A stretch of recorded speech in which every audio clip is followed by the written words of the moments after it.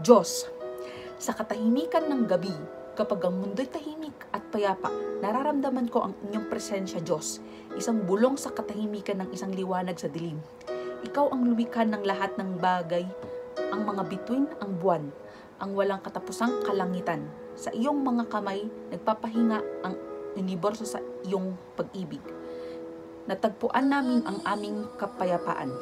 Sa gitna ng mga bagyo at pagsubok, ikaw ang aming kanlungan, aming lakas. Isang gabay na liwanag sa pinakamadilim na oras. Isang ilaw na pag-asa, matatag at totoo. Ang iyong pag-ibig ay walang hanggang walang katapusan. Isang ilog na dumadaloy sa aming mga puso. Hinuhugasan ang aming mga takot at pagdududa.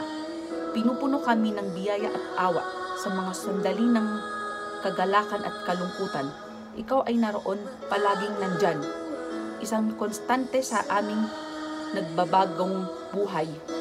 Isang paalala ng walang hanggan na banal. Itinaas namin ang aming mga tinig sa papuri, ang aming mga puso sa pasasalamat para sa regalo ng iyong presensya. Salamat, Diyos, sa lahat ng bagay, para sa hininga sa aming mga baga, para sa tibok ng aming mga puso, para sa regalong buhay at ang pangako ng walang hanggan.